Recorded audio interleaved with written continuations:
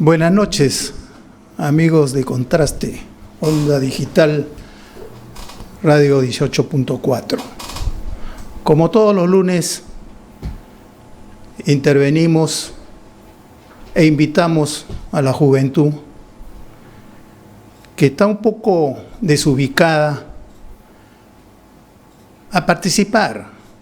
Estamos invitando diferentes personas, doctores como el doctor Cabrejo, que nos acompaña hoy día, especialista en forestal, sector forestal. Y como siempre analizamos lo que ha pasado en la semana y lo que ha pasado hoy día. Cambio de gabinete, renuncia de la ministra, de la Premier, por lo tanto todos tienen que renunciar. Ayer hemos visto en la televisión a Guillén derramando lágrimas que lo habían maltratado, y hoy día la señora Premier de su grupo renuncia. Se adelantó a que la iban a votar, como decía Bellido. Bueno, hoy día vemos que la policía está destrozada, la han mutilado y la están controlando.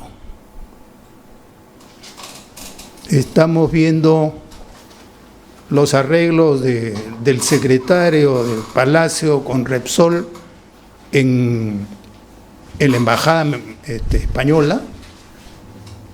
El ex secretario se da el lujo de hacer un tono para su hija donde solamente la orquesta le ha costado como 80,000 soles. ¿Por qué digo esto? ¿Por qué es importante? Porque fue y mintió en el Congreso. No les interesa. Ellos pueden mentir, como hemos visto al señor presidente de la República, en vivo, en directo y a nivel internacional. Bueno, ahí lo dejo. Bienvenido, Marcos. Fernando, tenemos un problemita, no hemos podido cargar el estudio que todas las semanas Fernando nos hace sobre la situación económica del país, pero como buen profesor catedrático lo tiene en el cerebro. Buenas noches. Marcos, adelante, por favor. Hola, ¿cómo estás, Selecto? ¿Cómo estás, Fernando? Un saludo muy especial y la bienvenida al doctor Cabrejos, que ahora en su especialidad tenemos más de un tema, ¿no? Hemos hablado de Repsol, La Pampilla, pero tenemos cientos de derrames o decenas de derrames en la selva y no entendemos por qué, y nadie lo repara y las comunidades protestan. Tú has hecho una metáfora de que está llorando Avelino Guillén. Parecería que ahora refleja el ojo que llora, ¿no? Sí. La situación está desquiciada para nosotros, pero para ellos están en la línea que desde hace tiempo venimos desarrollando. O sea, a mí no me sorprende ya nada. Tuvo que pasar al retiro al comandante general de la policía por la existencia de los chats. Exacto. De esos famosos chats con donde se pone de acuerdo Cerrón y el ex general de la policía Hidalgo, que fue ministro Hidalgo. Entonces, de Alan. Con esos chats ya no podía mantenerlos. Claro. Pero no se han dado cuenta que siempre dijimos que van a poner gente fusible, donde solamente son un pantallazo, sí, pero las cosas dentro se van moviendo. Van avanzando. Así es, están avanzando, y esas movidas no las cambia nadie, porque el que vaya allí va a consolidarlas.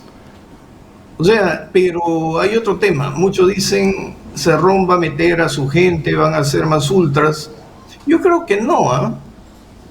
A ellos no les conviene mostrar su verdadero rostro. Si tienen a tanta gente que por ser ministro y ponerse la faja y aparecer como tal jurando en Palacio de Gobierno, son capaces de firmar lo que les ponen. Entonces, hay mucho arrastrado en el país, hay que decirlo directamente, ¿no? Marco, ya lo ves al Lescano que está mandando su Twitter ahí felicitando y dándole los mejores consejos al presidente para que tome las mejores decisiones. Las mejores decisiones es de que apunten a Acción Popular y el rojerío que representa Lescano, ¿no? Pero no se percatan de que esto ha sido una pateadura para el sector caviar. Dijimos que iba a haber una implosión, ¿no? Entre el maoísmo, el castrismo, los caviares, y no sabíamos cómo iba a terminar lo del Braem. Pero ellos están en su camino. Pero los que han sufrido el golpe son los caviares, por eso es que no me extraña la salida y por el mensaje que alguna vez Cerrón le envió a Verónica Mendoza y le dijo que no piense que va a tener más ministros. Ahora vamos a ver una guerra de caviares contra el gobierno y va a parecer algo risible, pero vamos a ver protesta de la caviarada contra este régimen, ¿eh? Ahí no me lo voy a dejar por ahora. Sí, yo quería añadir algo más al tema, ¿no? Acá hay una estrategia, ¿no? El gobierno de Castillo ha demostrado que tiene un objetivo bien claro, ¿no? Y el objetivo claro es hacerse pasar como que es el tonto, que es el soncito, que, bueno, él no sabe gobernar, no sabe nada, pero sí sabe mucho, ¿no? Es el típico Pepe el Vivo, que se hace el tonto, o yo Claudio, de la historia, ¿no? El yo Claudio que y al final él es el que gobierna, ¿no? Él es el que maneja todo, él es el que es un inimputable hoy en día. Y esto preocupa al país, ¿por qué? Porque, como tú bien has dicho, Marcos, el gobierno de Castillo está avanzando, pese a que las encuestas, y eso es lo que quiero incidir, ¿no? Las encuestas dicen que tanto la encuesta de Ipsos la semana pasada ha determinado de que el presidente tiene 60% de desaprobación a nivel nacional, y que hasta la semana pasada Ipsos determinaba de que solamente le quedaba el sur, el único que la quitaba, y no todo el sur, sino solamente la parte rural del sur. Esa es la información de Ipsos. Sin embargo, este fin de semana, el domingo y el día de hoy, han salido las últimas encuestas, ¿no? Y las últimas encuestas, ¿qué dicen? Le estoy diciendo de memoria, por favor, si hay algún error, me disculpan, voy a tratar de acercarme a la data oficial. El caso, por ejemplo, de IEP, dice de que en el caso del presidente Castillo, ya la desaprobación está encima del 61.9%. Entonces, estar encima del 61.9% y que ya perdió todo. O sea, no solamente ha perdido el sur, sino que ha perdido el sector socioeconómico E y D. O sea, no le queda nada, ya no tiene nada de bastión. Eso de acuerdo a IEP. Y alguien puede dudar de que IEP es de la derecha, IEP es de la línea contra el gobierno. No, IEP es del gobierno. IEP está vinculado a la República, está vinculado a los caviares. Entonces estamos hablando de que si ellos están diciendo de que 61.9% de la población está en contra o no, o desaprueba al presidente de la República, significa de que esa data realmente está por encima del 61.9%, porque la información, la encuesta que hace esta institución, esta empresa que al final es una ONG, ¿no? Esta institución lo hace vía telefónica, por lo tanto la veracidad se reduce, ¿no? O sea, la eficiencia de la encuesta, del trabajo de encuesta se reduce. Tiene un mayor margen de error. Un mayor margen de error. Entonces, pero pese a todo, está indicando que más del 61% de la población está en desacuerdo con la gestión, que no tiene ningún sector socioeconómico y ninguna región que aprueba al presidente de la República. Eso es gravísimo. Y ahora vamos a CIT, ¿no? CIT, que por encargo de Expreso ha hecho un trabajo de encuesta, lo ha hecho el día de ayer, ¿no? Ayer salió publicado. ¿Qué nos dice el CIT? Nos dice que el 70% de la población, y eso sí yo creo que más es lo que se ajusta a la realidad, ¿no? Está diciendo que el presidente Castillo está desaprobado, está totalmente desaprobado en su gestión. Igual que IEP, ninguna región y ningún sector socioeconómico aprueba al presidente de la República. ¿Esto qué significa? ¿No? En números simples, ¿no? Significa de que el presidente ha perdido legitimidad. Y eso en un gobierno preocupa bastante, ¿no?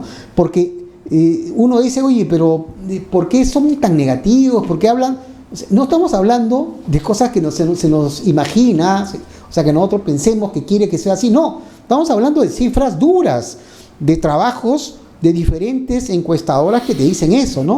Y hoy día Electo me pasa de CPI, por ejemplo, y dice que están en el 63% la desaprobación. Entonces, ya no hay duda de que el presidente de la República, ¿no?, está desaprobado por todas las encuestadoras. Ya no hay duda de eso, o sea, nadie puede dudar de eso. Y esto sin tomar en cuenta, porque ninguna de las encuestadoras, sobre todo la que yo creo que es la más importante, ¿no?, que es la de CIT, ¿no?, la de CIT solamente ha tomado en cuenta hasta el día 24, pero no está el efecto de la encuesta de Fernando del Rincón del día lunes en la noche, después de las 10 de la noche, y del día martes. No están considerados esos efectos, no está considerado lo que ayer hemos visto, ¿no?, en Panorama, lo que hemos visto en Canal 4, ¿no?, en Cuarto Poder, y lo que hemos visto en Canal 2. O sea, no están tomando en cuenta nada de eso. Porque si se toma en cuenta eso, el presidente de la República estaría por una desaprobación encima del 70%. Entonces, ¿eso qué significa? De que tenemos a un presidente que ya no es legítimo.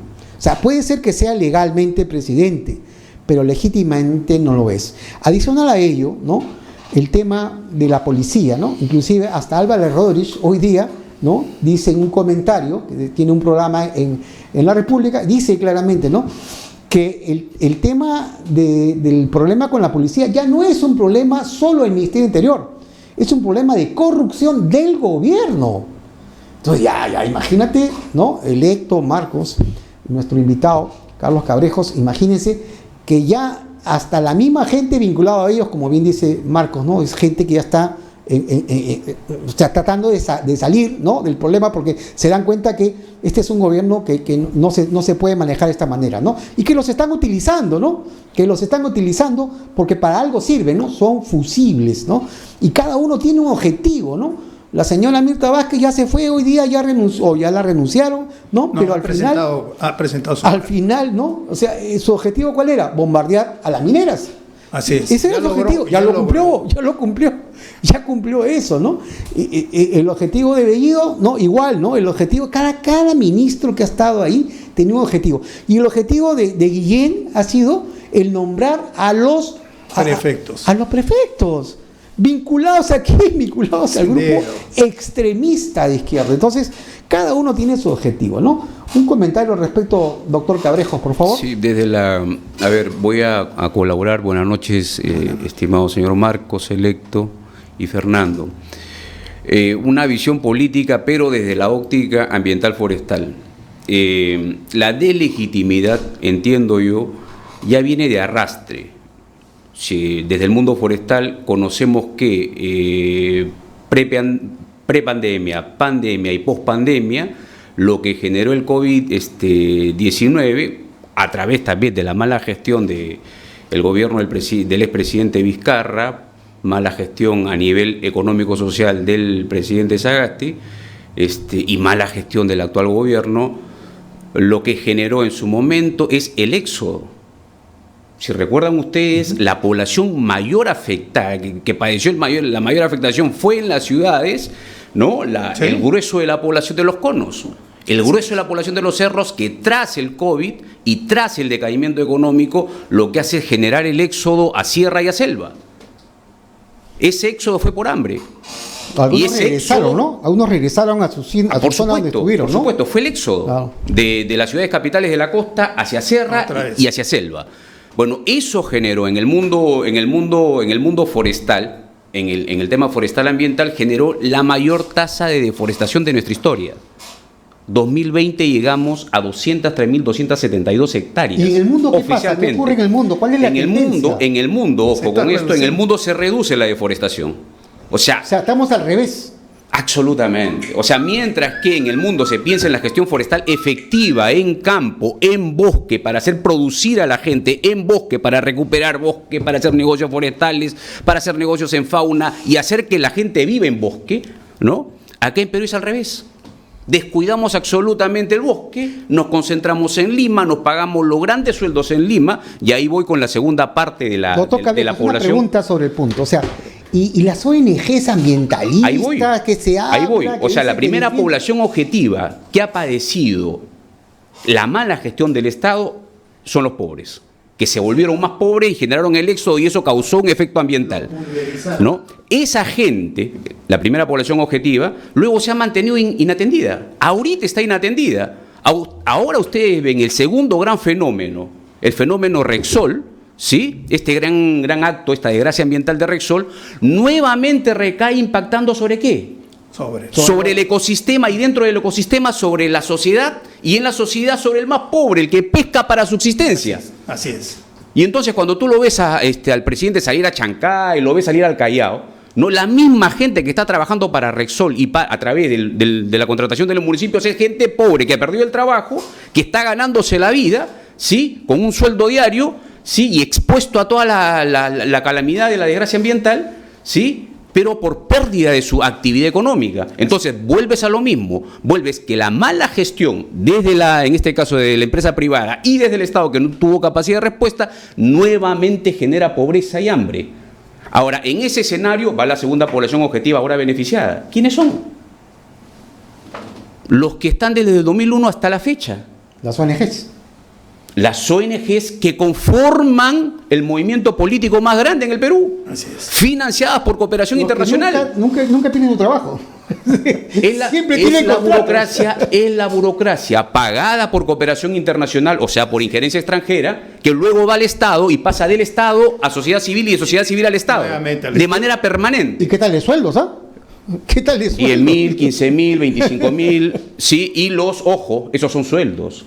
Pero no se olviden de una gran cosa: la planilla dorada que se maneja en proyectos pagados por el Estado y por cooperación internacional no te bajan de 50.000, 100.000, 500.000, 1 millón, 2 millones. En los proyectos que ahorita se manejan a nivel del sector forestal, en el programa forestal pagado por un empréstito, en este caso de la KfW, el banco alemán, Sí. ¿no? En uno de sus proyectos, ¿es para qué? Para revisar normas.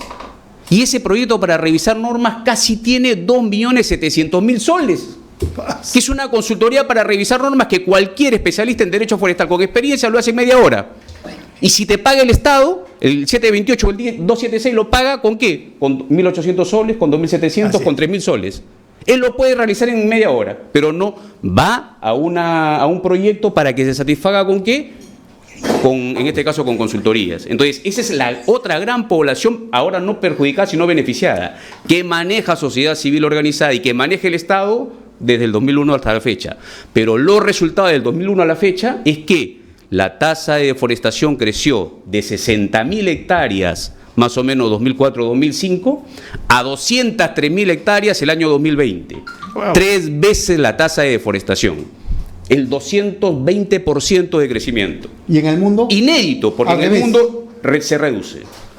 En el mundo se reduce, lo dice la FAO, en el informe FRA del año pasado, lo dice, se reduce. Les acabo de leer un artículo, Sí. Les acabo de leer, que me ha llegado, ¿sí? Donde se señala y se reitera que va reduciéndose la tasa de deforestación mientras que en el Perú crece. ¿Por qué? Por la mala gestión. Por la mala gestión. Y nuevamente tenemos ahí que este gobierno, con los mismos reclutadores, con la misma burocracia, no es más que la misma receta desde hace 30 años o de 20 años a la fecha. ¿Va a llegar al mismo resultado? Si no cambia Con nada. la misma receta, la misma burocracia, el resultado es el mismo. Es el mismo. Es el Así mismo. es, así Bueno, es. la selva va a seguir siendo atacada.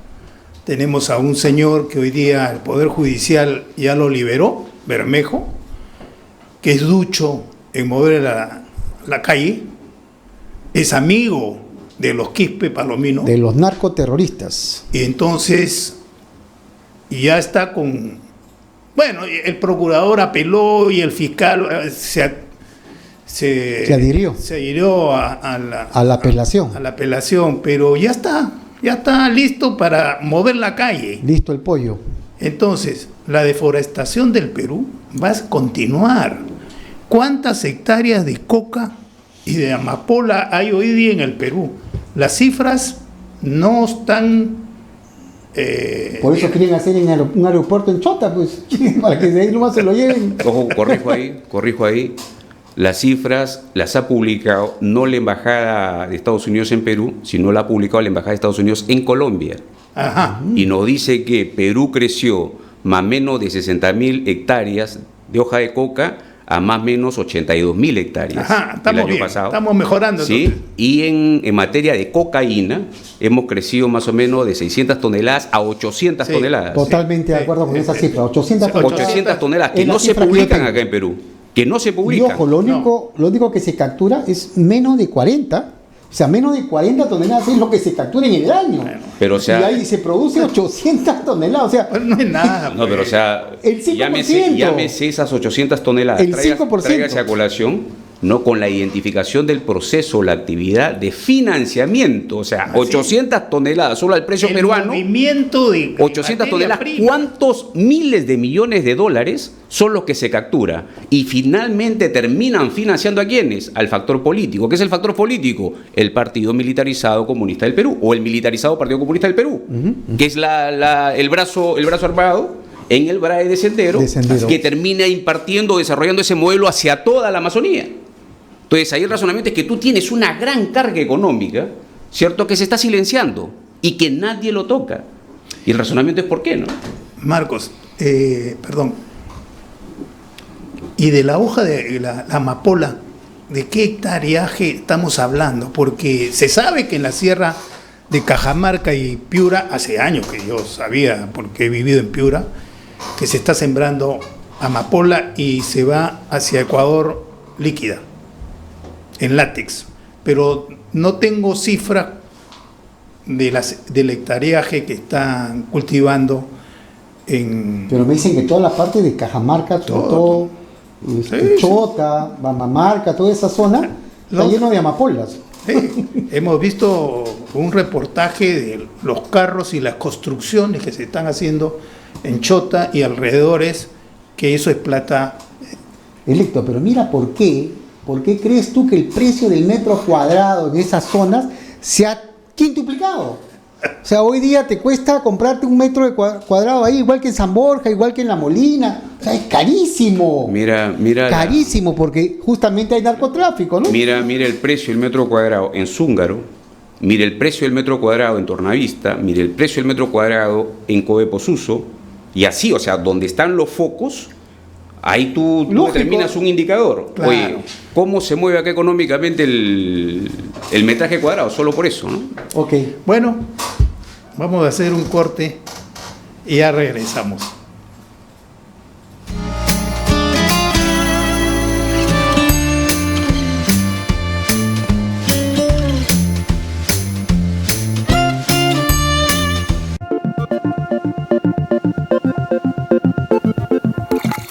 Todos los martes a las 7 de la noche, Punto Crítico, por Onda Digital Perú. Un programa dirigido a analizar los principales acontecimientos de la economía y la política a nivel nacional y mundial. Punto Crítico, todos los martes a las 7 de la noche por Onda Digital Perú. Los espero.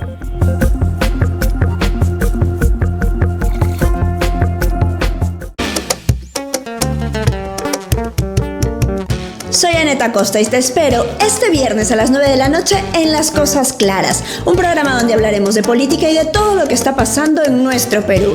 Las Cosas Claras, viernes 9 de la noche por Onda Digital Perú.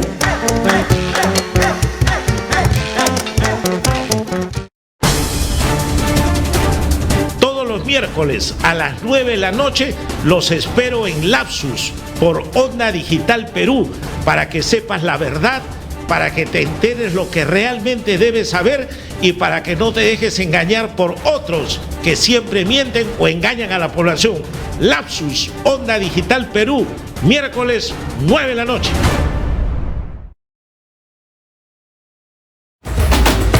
¿Buscas nuevas ideas para fortalecer tu negocio? Aquí en Onda Digital 18.4 y también por Cable Más tenemos Persevera Empresarial, un programa con ideas, consejos y sugerencias para ti y tu empresa. No te lo pierdas, martes 9 de la noche, Onda Digital 18.4. Te invitamos.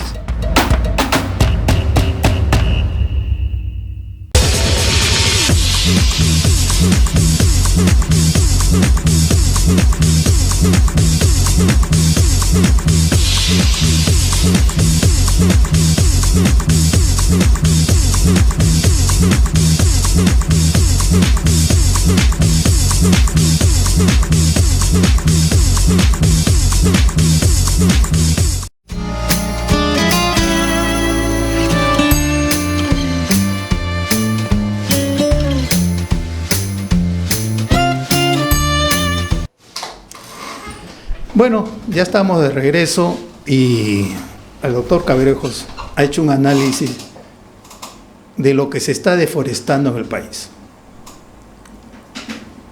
Es terrible. La noticia que nos acaba de informar, que viene de Colombia, publicada por la Embajada Norteamericana, es un SOS de que el Perú sigue avanzando y sigue manteniendo el número 1 en la producción de coca. La violencia en esas zonas de producción son numerosas, la policía no entra, están prohibidos de entrar. El señor presidente ha ofrecido en el BRAE un aeropuerto, como el que hizo Facilidades también. Todas las facilidades para que vaya directamente. Pueda llevarte directamente la merca, ¿no? Como lo hizo Evo en Bolivia.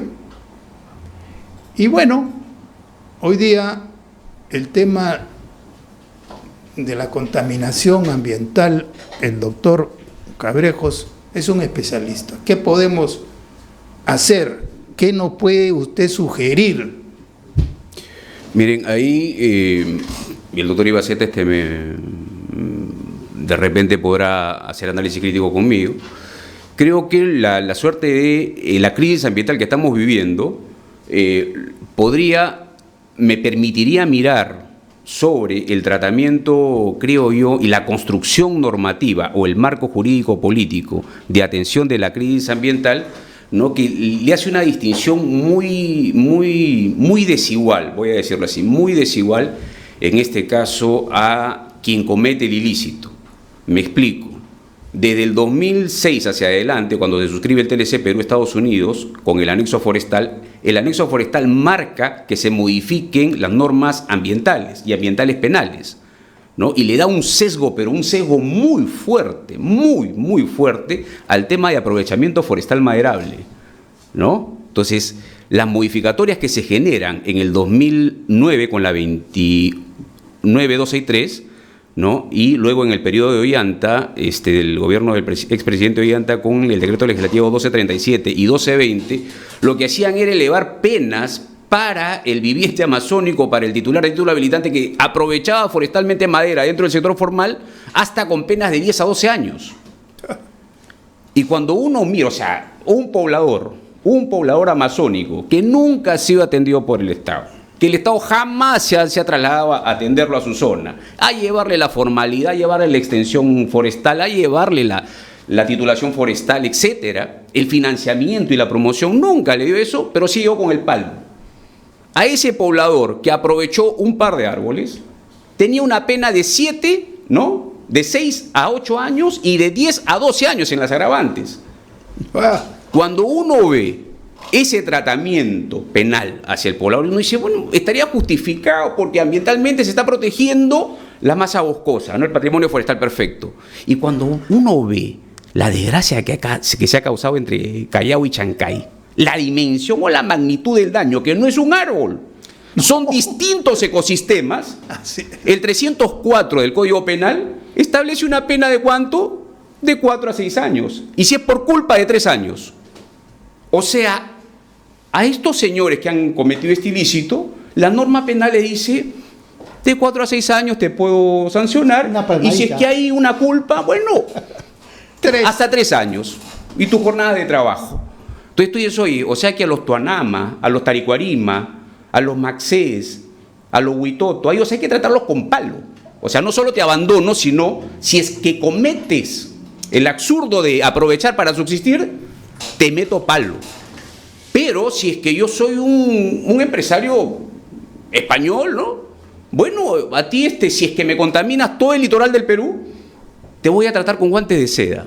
Y entonces yo digo... Pero para eso ustedes tienen al secretario, ¿no? El secretario Jaico va y habla, negocia... Encima, o sea, tienes la locura, que un ilícito penal vaya a ser conversado en una embajada. Increíble, o sea... En una embajada se va a conversar sobre los efectos de un ilícito penal. Es que esto parece que ya es costumbre. Entonces, yo me pregunto, ¿y a los Tuanama y a los Taricuarima? Doctor Ibaceta, usted ha sido juez y ha visto cómo se hace la defensa pública, a veces no tan buena técnicamente. Y entonces los Tuanamas y los Taricuarimas de la Amazonía del Perú, quizás los Quilcate, los Moche, ¿me entiendes? O sea, esos apellidos que vienen del Perú profundo, de Costa Sierra Selva, ¿no? Que pueden cometer estos ilícitos, sí, pueden ser sancionados con 6, 7, hasta 12 años de pena privativa. Y el Perú se jacta de eso. Mientras tanto, ¿qué vemos ahorita? Que el ministro dice, oye, no solo incumplieron las normas, sino quizás falsearon información, y ese es un agravante. Pero cuando hemos visto la presentación de la teoría del caso, la Fiscalía solo ha dicho el tipo básico, y el Procurador Público no ha replicado, cuando se ha discutido la medida de protección de libertades. Con el presidente, ¿ves? Ya está todo conversado. ¿Ves la desigualdad de trato en la construcción normativa y en la aplicación de la norma del sistema de administración de justicia? Entonces ahí yo digo, no, es tiempo de repensar el derecho penal ambiental. Tiene que ser tratados todos por igual. Doctor Ibaceta, su comentario, por favor. Bueno, voy a referirme primero a este gobierno de las ONGs. Se gasta mucho dinero. A ver, la experiencia que yo tengo es la del Poder Judicial. He estado 5 años en la ¿cómo se llama? La oficina de control. Y en esos 5 años, en los 3 primeros años, me encomendaron la presidencia de comisiones especiales para estudiar económica, administrativa y financieramente, hacer un examen especial en el Centro de Investigaciones Judiciales, la Academia de la Magistratura, el Registro Central de Condenas, y me espanté la cantidad de plata que se gastaba con la cooperación internacional, ¿no? Y no se lograba nada, sino que había 4 vivos que tenían un cargo y siempre las investigaciones se distribuían entre ellos con sueldos inmensos. Y aquí no voy a decir nombres, pero hay gente muy conocida y que está dentro del Poder Judicial también. Ese registro central de condenas, que debería ser muy rápido, era una catástrofe. Se había gastado un mundo de plata, porque las ONGs y sus integrantes tienen un defecto, ¿ya? Que no son constructores de institucionalidad y no proponen soluciones reales, porque su virtud es escribir bien bonito, pero en base a información de biblioteca y no de trabajo de campo. Entonces, como no hay trabajo de campo, lo que escriben y provocan soluciones simplemente agravan el problema. Y un problema mal resuelto hoy, en 5 años, se complica más, en 10 años se complica más y en 15 años es inmanejable. Ahora bien, por ejemplo, yo respeto a una ONG que no sé ni quiénes son, que organizaron a los productores de café. ¿Ya? Lo hicieron bien para que puedan exportar. Pero los demás en la selva, yo soy selvático, en la selva, conocemos, y hemos hablado en el programa, recuerden, hablamos de tala ilegal, ¿no? Y dijimos que la tala ilegal se asocia indisolublemente con el narcotráfico. porque controlan rutas.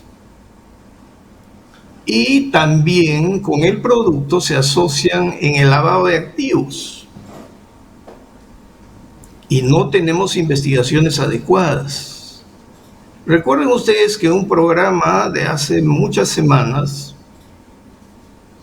analizábamos la razón por la cual el gobierno de Vizcarra en abril del 2019 declaró en emergencia la zona de San Martín de Pangoa, Pichanaki, pasando por Satipo, ¿no? Pasando por Satipo, Oxapampa, Posuso, Codo de Posuso, Pichispalcazu, Puerto Inca y Tornavista. Yo he crecido en Tornavista, a ver, 8 años estaba en Tornavista. He salido de ahí a los 11 años. Sabíamos que era de paso, pero a ustedes les dije que como no había carretera a Pucallpa, la ruta hacia la selva era Tarma, San Ramón, La Merced, Oxapampa, Pichispalcazu y el Pachitea. Y les recordé que si ya estaba, y la declaración de emergencia expresamente decía en el decreto supremo, y nunca nadie nos ha contado la historia en qué terminó esto, era porque se había desplazado el terrorismo, Quispe Palomino, ¿no? Desde el Braem, Claro. el narcotráfico y se había incrementado el lavado de activos. Esos eran los 3 factores para declarar en emergencia. Y nuestra preocupación era que toda esa zona había sido zona de control de Sendero Luminoso, salvo las orillas del Perené, a donde Sendero los arrinconó, y desde donde vino Serpa a tratar de tomar el Congreso y después la Embajada de Lafón.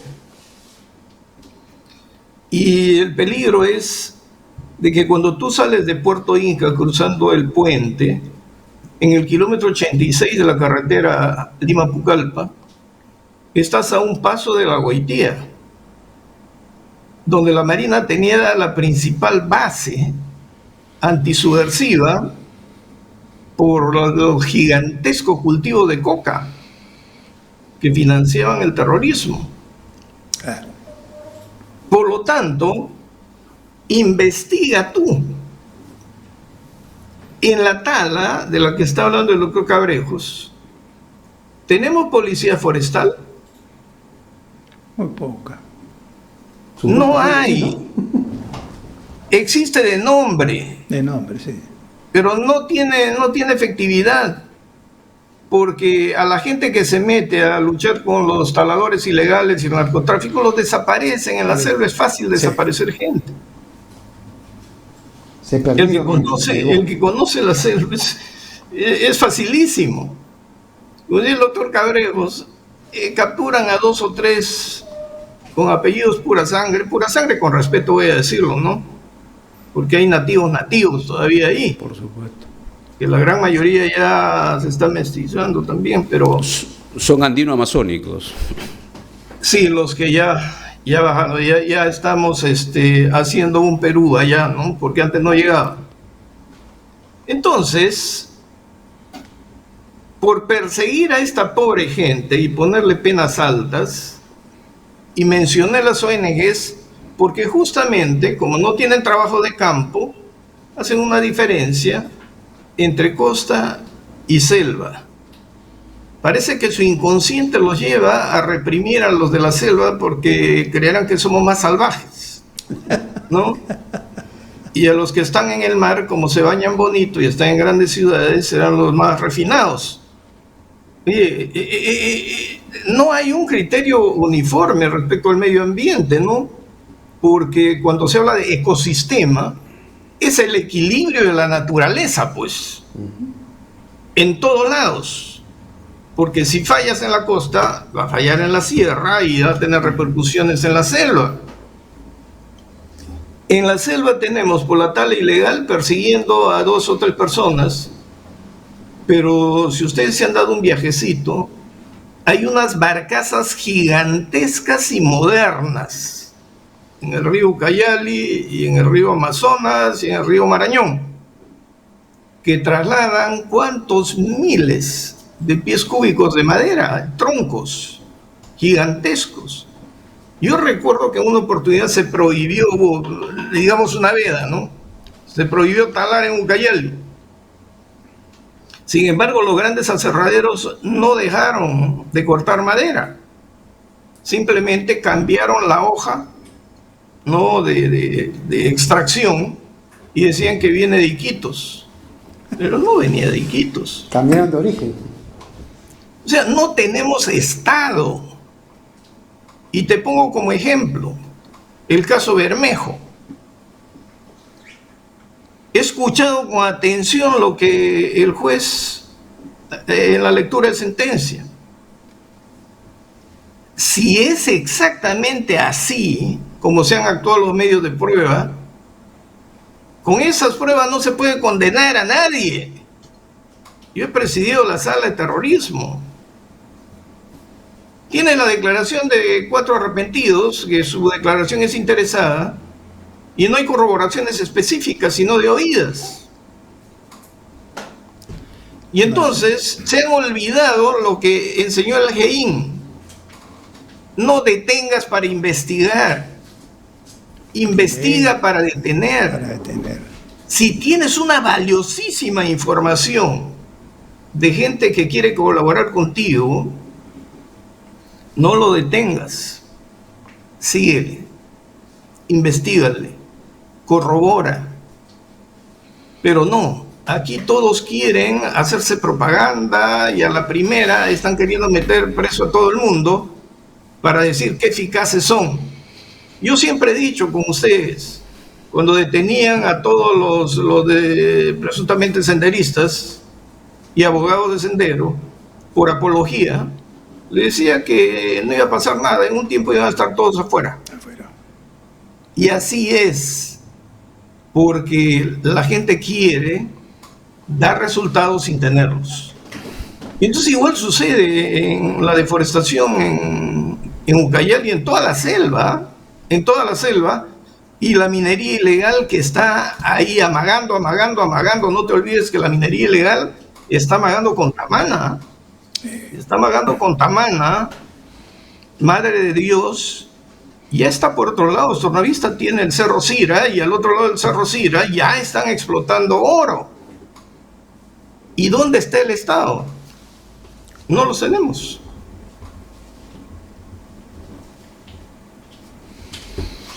Ok. Ahí. Yo quería añadir un punto. ¿Quieres doctor, sí, comentar? Comenta, por favor. Sí. Dotándole de un grado de orden a la idea. Claro, el concepto universal que se maneja de tal ilegal es la corta por la base de un árbol o una mata de árboles, ¿no? Eso puede tener fin de aprovechamiento forestal maderable, o sea, de aprovechar la madera, o simplemente tumbar los árboles para otros fines, sí. El razonamiento es, la actividad de tala para aprovechamiento maderable tiene la misma dimensión de daño que la actividad de tala para no aprovechamiento maderable, y ahí viene la mirada desde la realidad para construir la norma. Lo que nos dice ahorita la evidencia científica es que tenemos 203.272 hectáreas deforestadas, o sea, árboles tumbados para no aprovechamiento maderable, para producir coca, para producir cocaína, para producir café, cacao, etcétera, ¿no? El aprovechamiento maderable, que es degradación, ¿es fuerte? Sí, pero ¿está en la dimensión de la deforestación? No. Cuando no analizamos eso, que nace de la realidad, no analizamos la evidencia, comenzamos a construir las normas penales y administrativas en base a dogmas. Esos dogmas, ¿dónde nacieron? Nacieron en el anexo forestal del TLC con Estados Unidos, año 2006 y año 2008.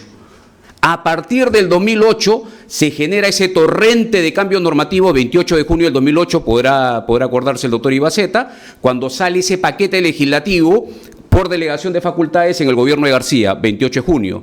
Un año después, con normas no adecuadas a la realidad, nos causaron el baguazo.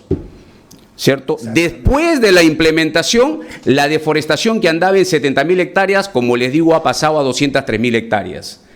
¿Por qué? Porque no previeron lo que ocurría en la realidad. Y comenzaron a decir, no, la tala ilegal o el aprovechamiento forestal maderable es el único perseguible porque lo dice Estados Unidos en el anexo forestal. Y nosotros, corderos, comenzamos a construir todo el proceso normativo. ¿Tiene Estados Unidos en absolutamente? Que esto continúe? Uno lee el anexo forestal y los compromisos que tuvimos es, solo el problema del bosque se reduce al aprovechamiento forestal maderable. O sea, la deforestación no estuvo en el diagnóstico y la deforestación caminaba. O sea, nosotros éramos el segundo país productor de coca y de cocaína. Ahora somos el number one. Y ahora somos el number one. O sea, el año pasado ya creo que superamos a Colombia y a Bolivia. El doble de Colombia. Así es. Entonces el razonamiento es el mal diagnóstico, no pegarse a la evidencia y no salir a campo, hicimos que dogmáticamente aplaudamos ese dogma de fe de Estados Unidos e implementemos todo, al caballazo todo ese proceso normativo. Eso nos ha traído la reducción, la estigmatización del, como lo ha dicho el doctor Ibaceta, o sea, la estimación absoluta del viviente amazónico. Tú dices viviente amazónico y es un talador ilegal. Es el sinónimo. Tú dices español y tú le dices contaminador. No. En la dimensión del daño que se ha causado ahorita.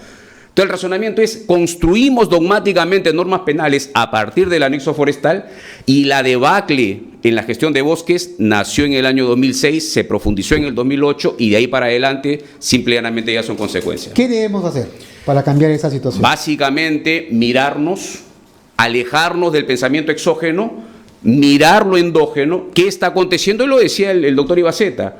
O sea, si uno va hasta Von Humboldt, que es el 86, de ahí va a Curimaná, no vas en este caso a Guaitía o subes a Tingomaría, ¿no? Tú vas a ver deforestación a raudales. ¿Por qué? Porque el Estado ha dicho, no, la solución es cuando deforestas, luego titulas, pero titulas con una visión agraria, no forestal. Y el razonamiento es, oye, ¿por qué? Si eso que fue bosque, ¿por qué no puede ser bosque? ¿Por qué yo no puedo titular con fines forestales? ¿Por qué esas zonas no puedo convertir con la titulación forestal, no la agraria? Aquel que baja de la sierra, la Amazonía, baja con el pensamiento agrario. Él sabe que ve el bosque y tiene que tumbarlo para hacer chacra. Esa es su historia, ¿no? Entonces, eso tiene que remoldearse. O sea, tú tienes que hacer que los derechos nazcan de la visión de la gente. Si la visión amazónica es forestal, entonces comienza a titular con fines forestales. ¿Cuál es más rentable? ¿La reforestación o es más rentable como lo están haciendo ahorita? Absolutamente. Para mí, la reforestación es un negocio que el Perú no entiende la dimensión económica y la posibilidad para hacer el reemplazo de la cocaína. Les explico, ahorita Brasil ha captado inversión privada por el orden de 35.000 millones de dólares. Chile, no es el Estado. No es el Estado, es inversión privada, no doméstica. No doméstico, o sea, los grandes manejadores de los negocios forestales del mundo han ido a invertir ahí. ¿Me entiendes? Entonces, en Chile, casi 16.000 o 17.000 millones de dólares. Chile, que es una franja desértica. Chile, ¿me entiendes? Uruguay, 7.000 millones. Paraguay, en plena pandemia, ha capturado 3.500 millones de dólares. ¿Y nosotros cuánto? 0. Perú no capta $1 para negocios forestales. ¿Por qué? Porque estamos con la visión dogmática, casi de fe, de vivir en el mundo parasitario de las ONGs, de la cooperación internacional, y vivir solo del presupuesto público.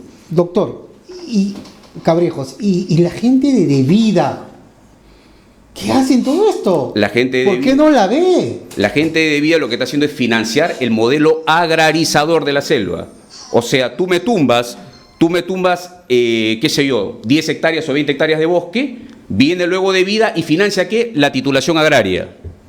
No pone una titulación forestal, o sea, no trae al CERFOR de Lima, no trae a nadie.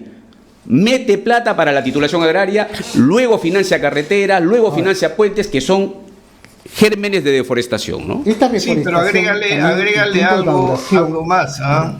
Es más largo, ¿no? Está hablando más. Sí. Perdón, no había escuchado. Tienes que agregarle algo más. Si en la sierra, cuando cultivan papa, siembran papa por secano, es decir, el riego por lluvia, 3 cosechas y tiene que descansar esa tierra 3-4 años. Así es. También hemos hablado acá que en la selva se tumban árboles a diestra y siniestra a sabiendas que esa tierra no da más de 3 cosechas. Y entonces, cuando ya no da más, tumbas más árboles al otro lado y esta zona se convierte en lo que nosotros conocemos como purmas, ya donde van creciendo matorrales, arbustos, y se demoran 3, 4, 5 años hasta que viene nuevamente el corte. Por lo tanto, no vamos a recuperar nunca la madera y tampoco vamos a tener producción agraria, porque recuerden lo que hemos conversado, la zona de cultivo en la selva es la parte del río cuando baja de caudal, y ahí se siembra arroz, frijol, todo lo que quieras, porque son miles de hectáreas. No es zona agrícola el bosque. Sin embargo, estamos deforestando. Ahí corrijo una cosa, y esa es la potencialidad que tiene el Perú versus Brasil, Chile, Uruguay, Paraguay. Usted lo ha dicho, en las zonas donde se deforesta, zonas ribereñas, le llaman allá en la Amazonía, zonas donde va a cubrir el río en determinada temporal y de ahí baja. En esas zonas, una vez, si es que se deforesta, emerge normalmente la cobertura forestal a través de las especies pioneras. Esas especies pioneras, a partir de la regeneración natural o a partir ya del manejo silvicultural para plantación, lo que te genera son plantaciones o espacios de regeneración natural que crecen en 4 o 5 años. Y ahí viene la comparación con Europa, con Canadá y con Estados Unidos. Un pino o un eucalipto australiano o americano o europeo, ¿en cuántos años crece en una hectárea? 18, 15, 20, 25 años. ¿En cuánto tiempo crece una especie de rápido crecimiento que tiene la misma característica o mejor característica técnica que el pino o el eucalipto? 4 o 5 años para aprovechamiento en Perú. Entonces el razonamiento es, oye, yo puedo nutrir con 1, 2 o 3 millones de hectáreas en la misma hectárea 4 veces la capacidad de cosecha que tiene Europa, que tiene Norteamérica y que tiene Canadá. Sí, eso puede abastecer y satisfacer la demanda siquiera sudamericana o americana de madera, sea para papel, pulpa de papel, o sea para esto, este material ¿qué es? Melamine. ¿Esto puede ser construido a partir del MDF de madera chipeada de la Amazonía? Sí. ¿Ese es un negocio multimillonario? Sí. ¿Los negociadores forestales internacionales pueden venir? Claro que sí. Lo que nos falta son marcos jurídicos adecuados a partir de nuestro modelo endógeno, con nuestra potencialidad, cosa que no vemos, ¿no? Hacemos un corte y regresamos porque esto está súper interesante para las inversiones en nuestra selva, que darían mucho trabajo. Y suplir al narcotráfico. Y suplir el narcotráfico. Regresamos en breves minutos.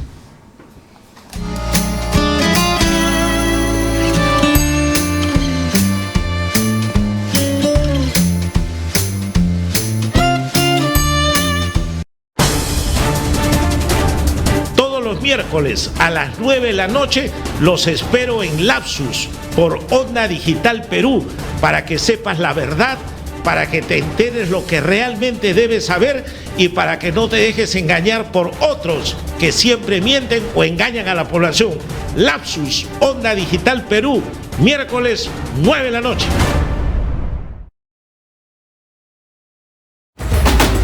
¿Buscas nuevas ideas para fortalecer tu negocio? Aquí en Onda Digital 18.4 y también por Cable Más tenemos Persevera Empresarial, un programa con ideas, consejos y sugerencias para ti y tu empresa. No te lo pierdas, martes 9 de la noche, Onda Digital 18.4. Te invitamos.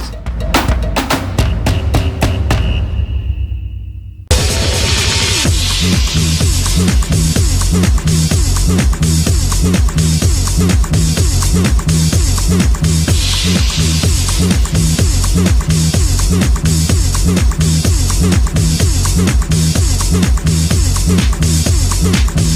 right back.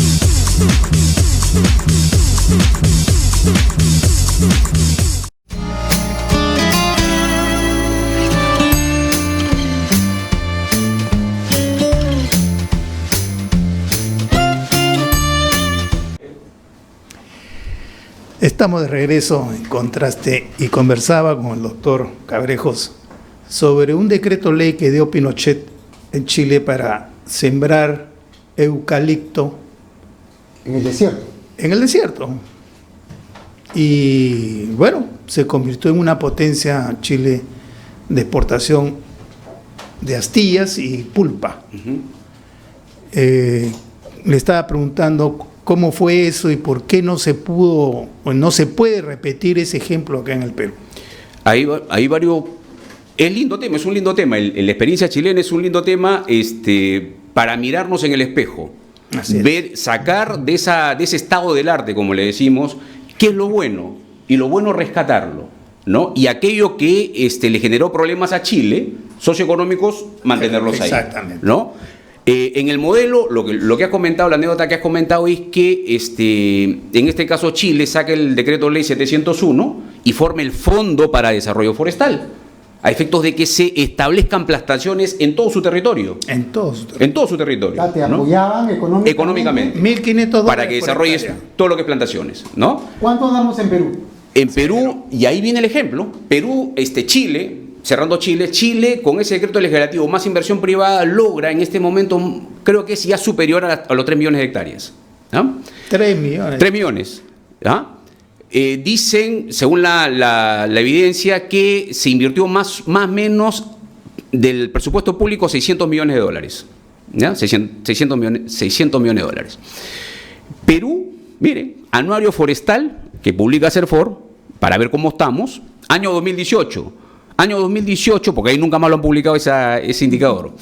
El 2018 nos dicen que tenemos 1.074.000 hectáreas. Por ningún lado del anuario forestal se lee cuánto se invirtió. En Chile se le hace seguimiento a cada solo o a cada peso o a cada dólar que se invirtió de esos 500 o 600 millones de dólares. En Perú no. Uno no sabe cuánto se invierte por hectárea, que yo creo que es una deuda que debe tener la autoridad. La autoridad debe hacer los estudios y establecer anualmente cuánto me cuesta una hectárea de marupa, de bolaina, de atadijo, de cualquier especie que tenga, como lo dice el doctor Ibaceta, en sus purmas como regeneración natural, que seleccione semillas, que mejore semillas, a efectos de que esa producción, ¿sí?, sea a 4 años, a 5 años, con las dimensiones y características que necesita la industria de pulpa y papel, que necesita la de chipeado, que necesita, o sea, entonces, si es que yo hago eso, ¿sí?, y le hago el seguimiento económico, no, y yo no debo hacer lo que he hecho, porque casi el 1.074.000 hectáreas que tenemos ahorita a nivel del Perú, lo tiene 5 hectáreas en este rincón, otras 5 hectáreas a 20 kilómetros, o sea, ¿qué corredor económico en el mundo se ha gestado con ese tipo de inversión? No. Y cuando tú lees los proyectos de agrorural, de las ONGs, para dar trabajito o para recuperar determinadas zonas. Oye, lo que necesitas es hacer corredores económicos. Así es. Y corredores económicos que a la vez aparezcan y que sean atractivos para la inversión extranjera. Entonces, que una comunidad, o sea, no puede ser que tú tengas, por ejemplo, en Cajamarca, ¿no?, tú tengas en Cajamarca la experiencia de la cooperativa Porcón con 10.000 hectáreas y que hayan sido incapaces de apalancar millones de dólares en el mundo para que se vuelvan una potencia de pulpa y papel. Es inconcebible, o sea, tienen la capacidad, quizás mal organizada, pero tienen la posibilidad. Lo que debemos hacer es convertir nuestros marcos jurídicos para generar no la persecución al mundo forestal, sino la formalización, la promoción y el financiamiento. Establecer las tarifas de costo por hectárea, formar los fondos y comenzar a invertir para que la gente forme corredores económicos y con ello atraigan a la inversión privada. Ahora hay que hacer concesiones ahí. Por supuesto. Porque no hay, el dueño de todo eso es el Estado. El Estado. El año 2013-2014, discutíamos en el Estado y se decía, no, el problema es que no le damos cabida a la propiedad privada.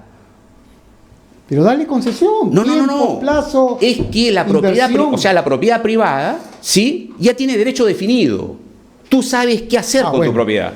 El problema no es la propiedad privada, el problema es la tierra pública que está abandonada y no la pones en valor. A eso voy. Entonces, lo que creamos como marco jurídico del 2008 es sobreregular el otorgamiento de títulos habilitantes para este fin. O sea, tú tienes un colchón de papeles de este vuelo sí. para que postules a una concesión. Te atienden cuando se le da la reverenda gana. ¿Sí? O sea, todo es burocracia y sobreregulación. Doctor, ¿crees que acá hagamos una campaña? O sea, una campaña para que esto se formalice, ¿no? Para que esto sea una alternativa de mejores ingresos, no solamente para la gente de allá, sino para los que tengan interés en invertir Por supuesto. en esa zona, con lo cual genera un desarrollo, puede haber canon, puede haber una ¿tú serie crees que la exoestora, de regalías que tú se le crees puede que dar la a la exoestora, población? la exoestora de Finlandia, Arauco del mismo Chile, ¿no? Que es Faber-Castell, los grandes negociadores, los grandes negocios forestales, los titulares, los fondos de pensiones de Norteamérica que invierten. Nuestro fondo de pensiones Nuestro de Perú. fondo de las AFPs. Las AFPs, ¿sabes para qué han servido? Para que se levante Sodimac, todo donde venden madera chilena. Sí. Y no ha servido $1 Para de las el desarrollo AFP nuestro. para desarrollar negocios forestales. Claro. Entonces el razonamiento es, oye, yo le pongo plata y ahorita Sodimac vende más madera de pino en Pucallpa que cualquier morador pucallpino. Que están En el importando. centro de Pucallpa, ¿sí? Y ojo Ese- con esto, ese- todos los ese es TLCs, visible, ¿eh? todos los TLCs firmados desde el 2006 hacia adelante, lo que hicieron es sobreregulación cero o simplificación absoluta para la importación, ¿no? Sí. O sea, con el DUA tú ingresas desde Tumbes hasta Tacna o de Tacna hasta Tumbes y de Lima hasta Pucallpa, ¿no? Con un DUA. O sea, no hay que policía forestal, que los Sinfor, que el CERF, no hay nadie. Para el pino chileno o el indonesio, vienes y te paseas por todo el Perú con un documento y el arancel es cero. No pagas $1 por ingresar madera en el Perú. El razonamiento es cuánto pagamos los peruanos por nuestro producto. ¿Cuánto esperamos o cuántos papeles presentamos? Y si no los presentamos, terminan los tantuanamas o taricuarimas en la cárcel. Persiguiendo. Estamos al revés. Claro, o sea, lo que hemos volteados. hecho desde el TLC es construir la destrucción del mundo forestal y estigmatizarlo a grado de conciencia del ¿Esto poblador. quiere cambiar esa parte del Absolutamente. TLC? Porque no estamos Y de debemos acuerdo. buscar, te doy un ejemplo, y es que no vamos a... Hay que mirar lo endógeno, pero hay que también mirar las experiencias ajenas. Indonesia con Reino Unido firma, allá le llaman acuerdo voluntario, ¿no? Acuerdo de asociación voluntaria. Entonces, este ABA, firmado entre Indonesia y el Reino Unido, ha permitido que Indonesia, que tiene bosques tropicales como nosotros, ellos son los octavos, nosotros somos los novenos, Indonesia pase de exportar de $6.000 millones a casi $12.000 millones. ¿Sabe cuánto significaría para sus amigos familiares de Tornavista que vengan, inviertan unos siquiera $1.000 millones en ese eje? Doctor Cabrejo, ¿cuánto exportamos nosotros? El año pasado, 97 millones. Y hemos decrecido, o sea, hemos estado en Estamos 200. tendencia decreciente. No, y si tú ves la balanza comercial peruana tiene una diferencia, es negativa, y tiene una diferencia en las importaciones deficitaria de 800 a $1.000 millones por medio al año. Ahora, Mientras que nosotros exportamos 200 o 97, se ¿cuánto importa necesitamos 1.800. para reforestar estas hectáreas que están deforestadas? ¿Cuánto necesitamos de inversión? Mira, varía. ¿De qué cantidad hablamos? Varía. Si es que tú te manejas con bolaina que te cueste entre $3.000 a $5.000 la hectárea, ¿sí? Hasta que esté listo hasta para la venta. hasta tus 4 Claro. años, Sí. ¿sí? Son 4. Y eso te va a producir más o menos entre 40 a 60.000 soles de ingresos. Si es que lo llevas a transformación secundaria, fácil 80.000 o 90.000 soles por hectárea. Ya. El razonamiento es, oye, ¿Pero cuánto me cuesta? No me ha respondido. entre $3.000 a $5.000. O sea, más o Por cada menos, hectárea. claro, hectárea. o sea, más o menos 20 a 24.000, ¿sí? Soles. El retorno que tú tienes, ¿sí? Si es que solo cortas y llevas a tablillas, puede variar entre 45.000 hasta 50.000, 55.000. Si es que tú lo llevas a tablillas y ensamblas en pallets y otros productos, eso puede variar y puede subir hasta 90.000. El razonamiento es, oye, un poblador de los que ha citado el doctor Ibaceta, sus familiares o cualquiera de esos, que pase del ingreso de, ahorita que reciben casi menos de 0.4 a 0.6 por pie tablar, a que le paguen 3.50 o 5 soles por pie tablar, eso significa comida, salud, buen manejo forestal. Le cambia su vida. Le cambia Le su cambia su vida. vida. Y además, si se vuelve socio comercial de un gran inversionista, no se olviden que Canadá y Estados Unidos, quienes son los aportadores de la gran industria, son los bosques familiares. El razonamiento es, sí, ¿por qué no tenemos una política de bosques familiares en el Perú? Así es. Si es que lo tiene Canadá, si lo tiene Estados Unidos, ¿por qué acá no? Eso imitemos. ¿Me entiendes? O sea, Es una inversión a tiempo, es como comprar una lotería, o mejor dicho, una acción que se va revaluando Así todos es. los años. así es. Conforme va creciendo el árbol, se va ensanchando, tu dinero está ahí y se está quintuplicando prácticamente. Ahí el razonamiento también es, hasta tienes la posibilidad en la dimensión de bosque o de tierras para hacer bosques en el Perú, de cambiar hasta la matriz energética, de que no nos pase otro Repsol, de que tú puedas generar el cambio de matriz energética. Marco, tu opinión, por Hay favor. un tema, permíteme, Fernando, del que quiero más o menos compartir, ¿ya? Porque yo era chiquillo, pero nunca ha existido en el país una idea de reforestación. Y cuando yo preguntaba si corto un árbol, porque cuando yo era chico solamente se cortaba cedro y caoba. Cuando yo escucho los nombres de las maderas que traen, digo, pero esto se botaba ya, o sea, esto no servía para nada.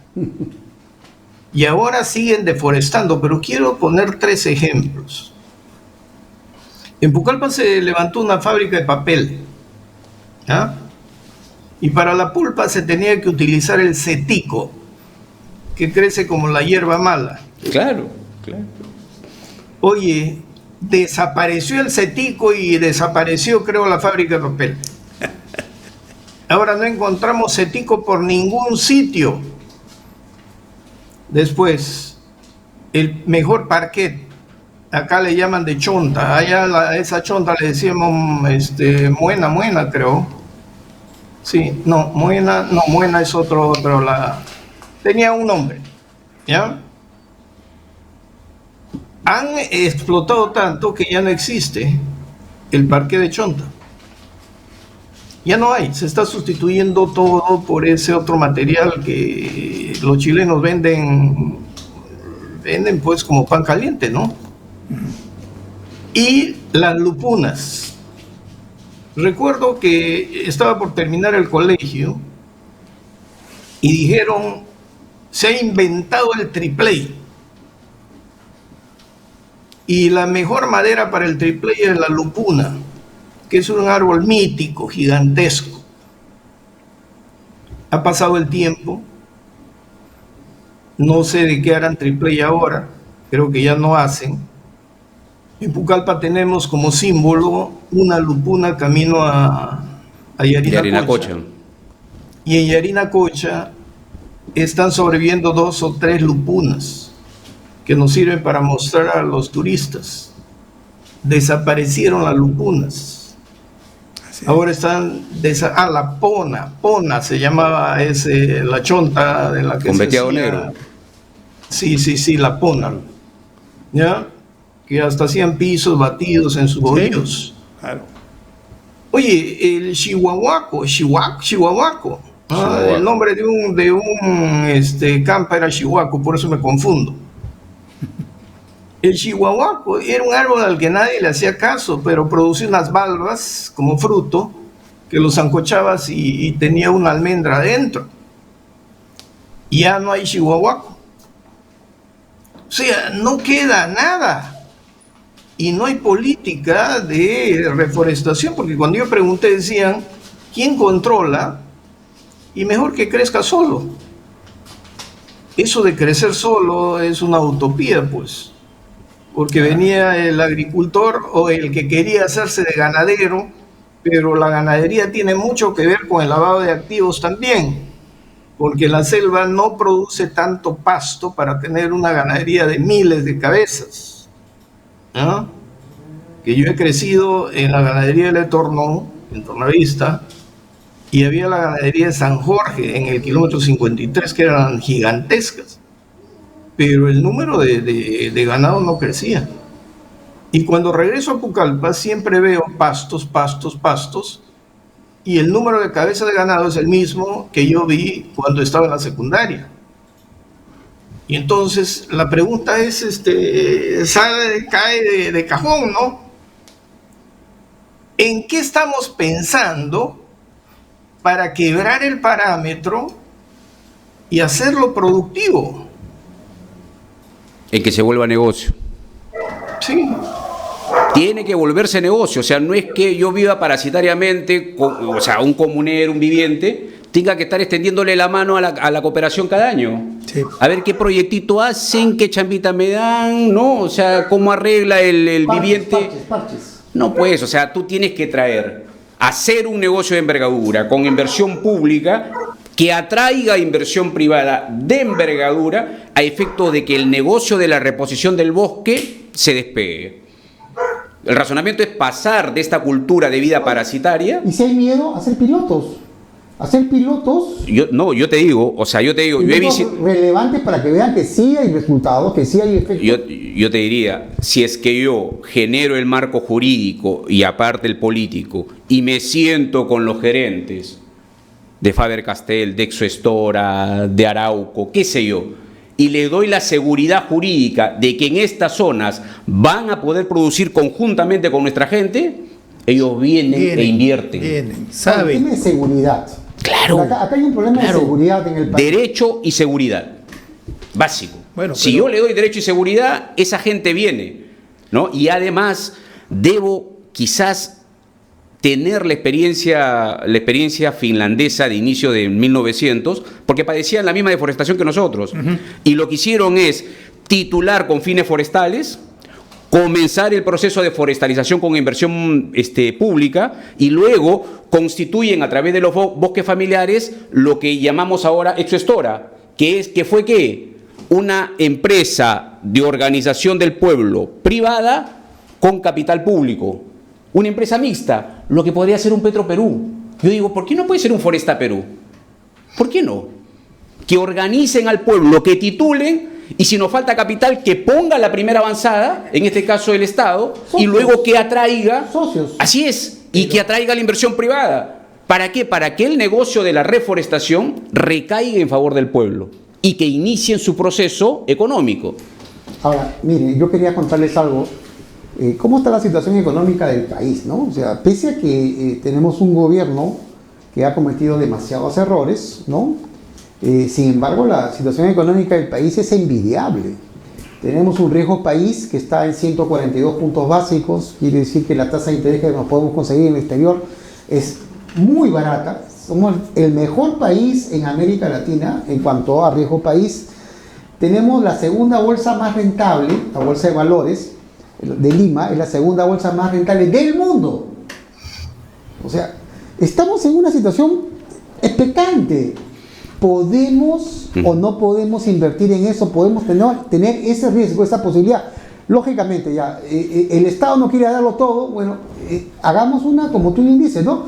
Una sociedad con... Pero ahí el tema es privadas, nuestra actividad. Darle seguridad. Seguridad. Y un tercer elemento es imagen y confianza para bajarle el riesgo. ¿Me entiendes? Como lo ha dicho, la apreciación que tiene el doctor Ibaceta, cuando tú conversas sobre el sector forestal, es la apreciación de todo el mundo. Son ilegales, son solo extractores, no piensan en la reposición. O sea, el sector forestal es el desmadre. Por tanto, la imagen es caída, el riesgo... La confianza es caída, el riesgo es altísimo. Son de rapiña. No, pero así es. Entonces el razonamiento es, oye, y les explicaba antes de entrar acá, Chile ahorita está viviendo terrorismo forestal. O sea, están dinamitando sus campamentos madereros, están dinamitando sus proyectos madereros, están matando gente. ¿Sí? Pero el razonamiento es, oye, ¿algo de eso conocemos nosotros? No sabe. ¿Por qué? Porque el Estado protege a su sector. Protege la imagen de su sector. En Chile sabemos, porque se denuncia constantemente, los gremios de forestales formales señalan de que mapuches y otras zonas, ¿sí?, manejados por estos grupos, generan tal ilegal. Y el razonamiento es, ¿en Perú conocemos eso? No. ¿Por qué? No. Porque el Estado protege la información de los sectores productivos a efectos de mantener imagen, confianza del mercado. Claro. O sea, eso no falta. Puede ser atractivo, entonces, si acá le damos un marco de seguridad y un marco jurídico, puede ser atractivo para que estos inversionistas chilenos inclusive vengan a invertir al país. Nosotros somos, he recibido algunos mensajes, ¿cierto?, de gente chilena que con estos problemas comienza a mirar al Perú. Lógico. El razonamiento es: ¿por qué cuernos no le damos buena imagen?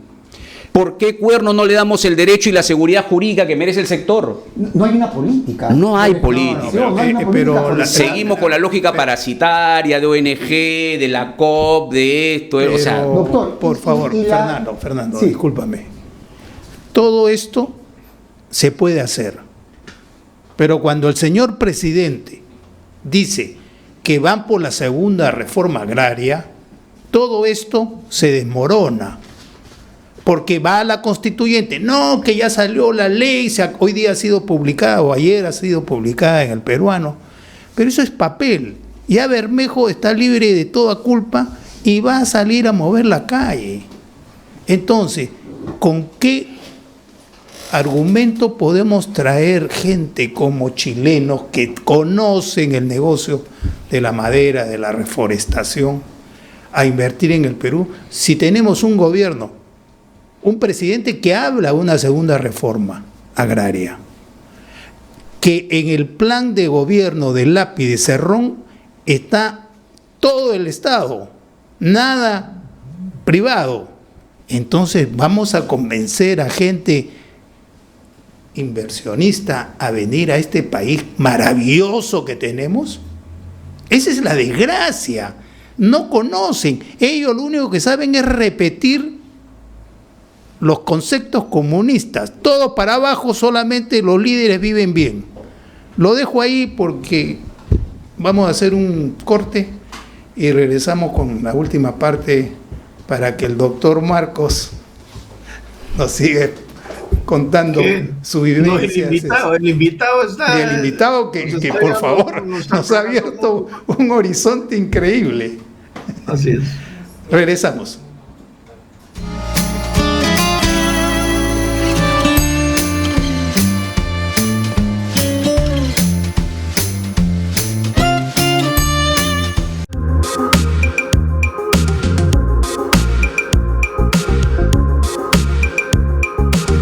Hola, soy la doctora Mariela Guerra, médico experta en salud mental. Y justamente pensando en tu mente es que todos los miércoles a las 8 de la noche estaremos desarrollando un programa que resolverá tus dudas, tus preguntas relacionadas a los diferentes tipos de problemas de la salud mental. Aquí en Onda Digital Perú, señal abierta 18.4, cable más 791. Puedes seguirnos en Instagram, Facebook, YouTube. Recuerda, todos los miércoles a las 8 de la noche tienes una cita con nosotros.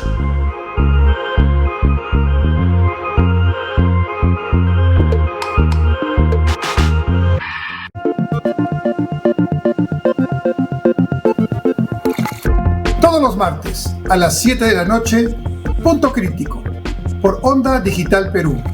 Un programa dirigido a analizar los principales acontecimientos de la economía y la política a nivel nacional y mundial. Punto Crítico, todos los martes a las 7 de la noche por Onda Digital Perú. Los espero.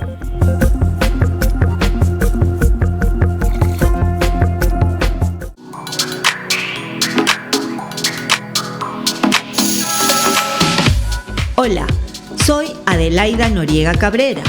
Recuerda que tienes una cita íntima conmigo, pero ahora en un nuevo horario, los días lunes de 7 a 8 y los jueves de 8 a 9 de la noche.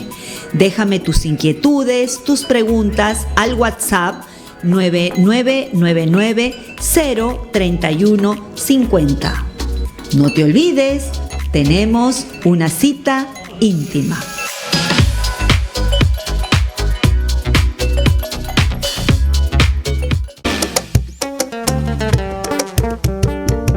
Soy Aneta Costa y te espero este viernes a las 9 de la noche en Las Cosas Claras, un programa donde hablaremos de política y de todo lo que está pasando en nuestro Perú. Las Cosas Claras, viernes 9 de la noche por Onda Digital Perú.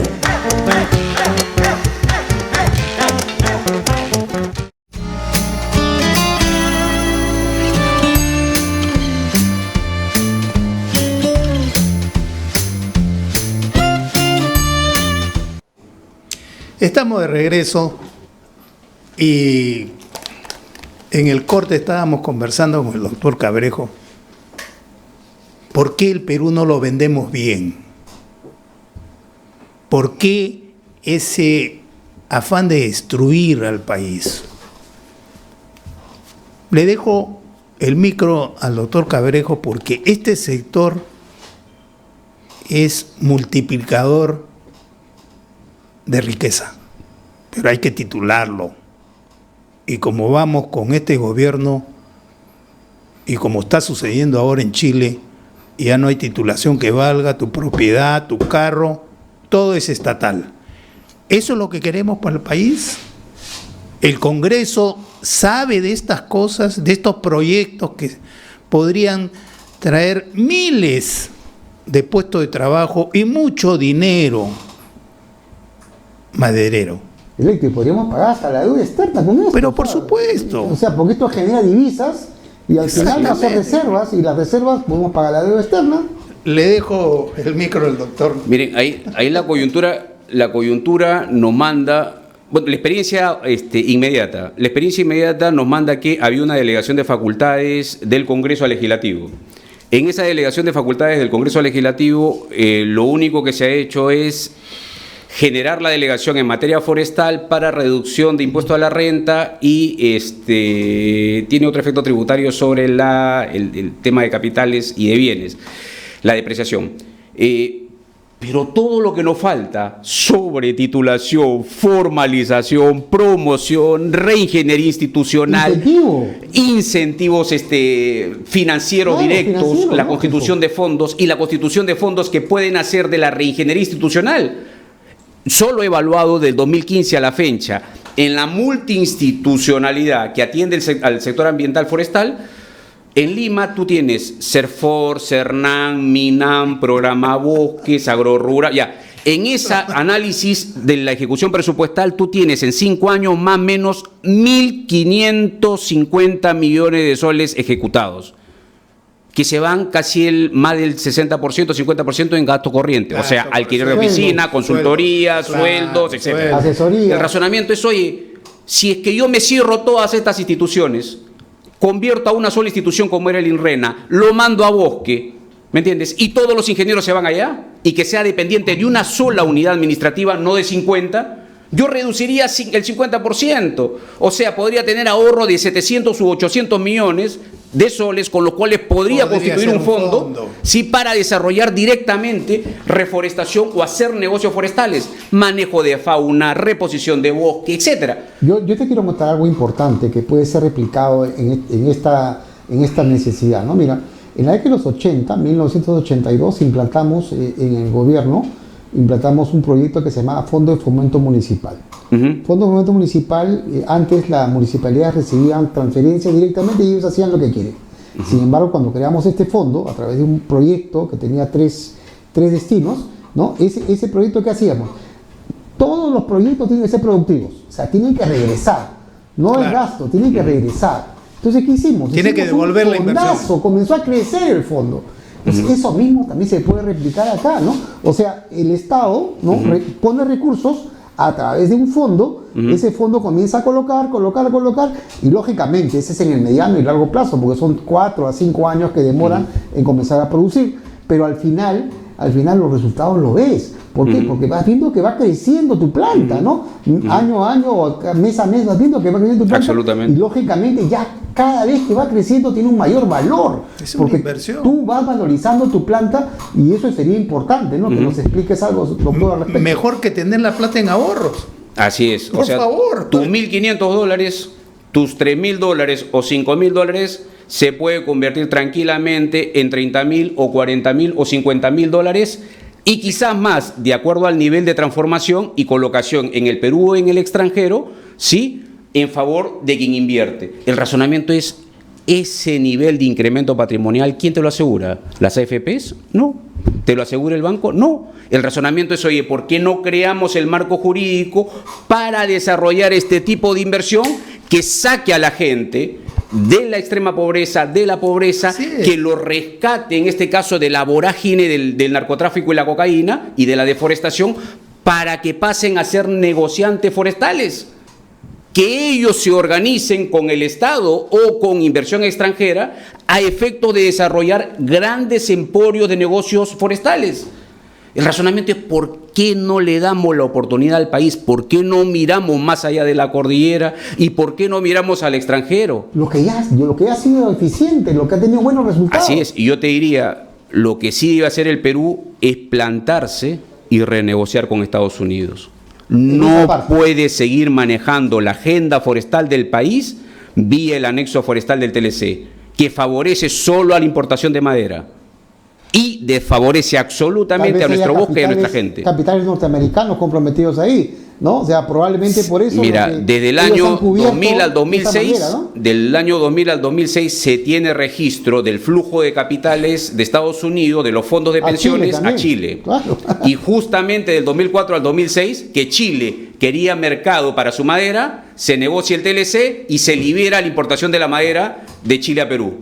Entonces ahí creo que respondemos a geoestrategias políticas internacionales que nosotros no las analizamos. O sea, yo no sé si en el CAEN se analiza, si en las universidades se analizan la geopolítica. O sea, no puede ser, y hablando de geopolítica, solo quiero cerrar con esto. No será bueno que, porque esto es tiene evidencia, Colombia, cuando tuvo la tasa de deforestación superior a 200.000 hectáreas en el año 2017, lo que hizo es plantearse una política de Estado para hacer productivos sus negocios forestales y perseguir a quienes afectaban el bosque. En este caso eran los deforestadores y los deforestadores que financiaban a las FARC, o sea, al terrorismo. Eso está íntimamente vinculado, deforestación, narcotráfico y terrorismo. El razonamiento es que ellos lo pusieron en sus tipos penales específicos, ¿no? Recientemente, en julio, se ha modificado la ley y se ha ratificado la persecución de la deforestación definida así, ¿sí? Sumada en agravantes al financiamiento, a la habilitación y al terrorismo. El razonamiento es, ¿por qué no lo hacemos nosotros? ¿Por qué solo se los persigue a los aprovechadores forestales maderables? Y lo otro es que Colombia sí tiene definido el ecocidio. O sea, cuando yo afecto los ecosistemas vía vertimientos y otras actividades y afecto todo el ecosistema, le llamo yo ecocidio. Y eso tiene una pena muy grave. Y lo otro es en el plano nacional, para modificaciones en el legislativo. Y lo otro es en el plano internacional, ¿por qué no apoyamos una modificación en el Estatuto de Roma para que la Corte de la Haya pueda conocer los delitos de ecocidio? ¿Por qué las empresas internacionales pueden venir acá y desarrollar la actividad de esa magnitud, generar el impacto ambiental, quizás avalado por sus estados, hemos visto la reunión, y que no tengan responsabilidad internacional en tiempos de paz? ¿Por qué no levantamos la bandera como Perú, ¿sí? Y postulamos, sea a nivel regional en la OEA o sea a nivel internacional en la Haya, que se construye el tipo penal de ecocidio? ¿Por qué no? Creo que lo que hicieron los embajadores en el año 86-87 para llevar a Chile al Tribunal de la Haya, hicieron los preparativos, eso se consiguió hasta el año 2017. El razonamiento es ¿por qué no levantamos una bandera de esa naturaleza a nivel de la diplomacia peruana?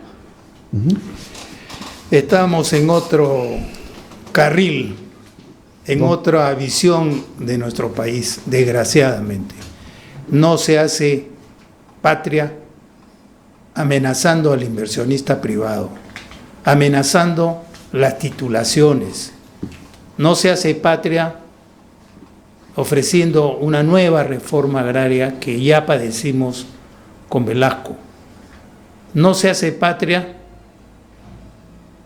con la educación paupérrima que tienen los alumnos peruanos. No hacemos patria cuando no se permite la evaluación del maestro.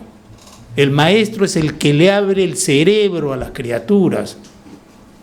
Y lo dejamos en manos de gente imberbe que no quiere ser evaluada y que si pasó una evaluación, o mejor dicho, entró una evaluación y lo jalaron 1, 2, 3 veces. Por favor, hagamos patria. La juventud está esperando un futuro. Este sistema de reforestación les abre un gran futuro a la juventud, a los milenios, que no han padecido lo que nosotros hemos padecido. Por eso me ha encantado la exposición y le sigo dando el micro al doctor Cabrejo. Porque el Perú, bueno, yo particularmente soy un enamorado de caminar. He estado por la tierra del doctor Ibaceta, por Tornavista, he estado y ahorita hay un gran problema por derecho de tierras. Justo ha habido un problema entre Refinca y la población por inseguridad jurídica. O sea, una empresa que quiere desarrollar inversión entra por no seguridad jurídica y otorgamiento debido del derecho en conflicto con la población y comienzan estos avatares, ¿no?, que no nos conducen a seguridad y a mantener y a desarrollar más inversión. Entonces, uno que va caminando, que va viendo esto, sí sabe que el Perú tiene una gran posibilidad. Como le he dicho, si tengo especies de rápido crecimiento, puedo suplir con 1, 2 o 3 millones de hectáreas, con 4 cosechas en el mismo periodo que me ofrece Europa, Canadá o Chile mismo, a satisfacer la demanda no solo nacional, sino mundial. El razonamiento es por qué no nos damos la oportunidad. Y todos ganamos. Todos ganamos. Sacamos de la pobreza a nuestra gente, colocamos a vivir dignamente a nuestra gente de la Amazonía, de la sierra o de la costa. El tema es por qué esos proyectos hídricos que tienes en la costa, tipo Chavimochi, tipo Lambayeque, si tú tienes del proyecto hídrico hacia el llano, ¿no?, donde está el canal hacia el llano, tiene desarrollada agricultura, ¿por qué no desarrollas del canal hacia el cerro forestería? Claro. Si tienes agua ahí. El razonamiento es ¿por qué solo lo has previsto para desarrollo agrario y no forestal? Si tienes la posibilidad, el razonamiento es hay que mirarnos, no hay que mirar afuera, no hay que respetar los dogmas, hay que analizar el Perú, hay que sacar la evidencia y construir nuestro modelo, ¿no? Y cambiar la normatividad para que todo esto se adapte. De acuerdo a nuestra realidad. De acuerdo a nuestra realidad. Doctor Marcos. Bueno, yo creo que primero había que entender la mentalidad, porque estamos hablando de cambiar normas, pero lo más importante es cambiar mentalidades, porque el sector privado en el país es una rémora. Los grupos económicos, hablamos alguna vez de eso también en el programa, que tenemos en el Perú, son piojos económicos. En Sudamérica, los grupos económicos chilenos lo llevan de encuentro, los argentinos, los brasileños, ya mejor ni hablar de los europeos. Y fíjate, vamos a hablar de límites para entendernos. El Perú se acostumbró a la costa. Vencer la sierra le fue muy difícil. Recién estábamos nosotros como peruanos con expediciones que querían llegar al Codo del Posuzo, a Tornavista y algo hacia Madre de Dios. Por eso es que no sabíamos cómo llegar al Acre y los brasileños nos almorzaron con todo ese territorio. Porque más fácil era para el costeño entregar eso que estaba tan lejos y al que nunca iba a llegar, según su pensamiento. Igual sucedió con una parte del Yuruá, y lo del Caquetá con el Putumayo y el Trapecio tiene otras características. Y lo digo porque nosotros hemos tenido hasta 3 movimientos independentistas en la selva. 3. Y les contaba que hay una zona que se llama Maipablo en el Pachitea, donde cuando las tropas oficiales del Estado peruano derrotan a los insurgentes allá, les amarraron a piedras y los tiraron y mataron a medio mundo y los desaparecieron. O sea, tenemos nuestra historia, pero hay que recordar también al capitán Cervantes, ¿no? En el año 16, que cuando él se moviliza para independizarse, circuló moneda propia en la selva. ¿Por qué? Porque no había Perú. Entonces, para el Perú era la costa y la sierra, pero no entraban a la selva. ¿Por qué hago esta referencia? Porque esa mentalidad ha quedado. Nuestros empresarios miran la costa y miran parte de la sierra. Y en la sierra miran más la minería y todo lo demás, que está bien. Pero cuando hablamos de reforestación, por ejemplo, el doctor Cabrejos habló de Porcón. Quisieron replicarlo en Lomo Largo, de Jauja, bajando a Tarma. Y ahí lo abandonaron. He visto algunos proyectos entre Oxapampa y Posuso, pero eso no tiene que ver nada. El Estado, esa gente es la que está llevando adelante estos proyectos. De modo tal que nunca han investigado la realidad de la zona. Todas han sido estas ONGs que solamente escriben, informan, pero no hay ningún investigador que se ha metido. Fíjate, yo repito con ustedes lo que también ya dije. Yo de chico he conocido norteamericanos, ingleses, suecos, franceses, de todos los países de Europa, que iban hasta con sus familias a hacer su tesis de doctorado allí. Por eso es que para nosotros el trato con gente extranjera era lo más normal del mundo. Y nuestra autoestima era muy alta. Cuando yo vine a Lima, lo primero que me llamó la atención era la autoestima de unos que se creían mucho y otros que se creían nada y se maltrataban entre ellos. Es algo que tenemos que recuperar, pero tenemos que investigar y exigir que nuestros empresarios se imaginen más, investiguen más, pero que ya no vean solo el Perú en chiquito, sino el Perú compitiendo, como hemos hablado acá, en el mercado internacional, porque habíamos hablado de los fenicios, ¿no? Habíamos puesto como ejemplo a los fenicios, o sea, y que no había cultura que no basara su potencia en el comercio. Y el comercio significa producción, y el comercio significa avance tecnológico, y para eso se necesita educar bien y tener gente sana.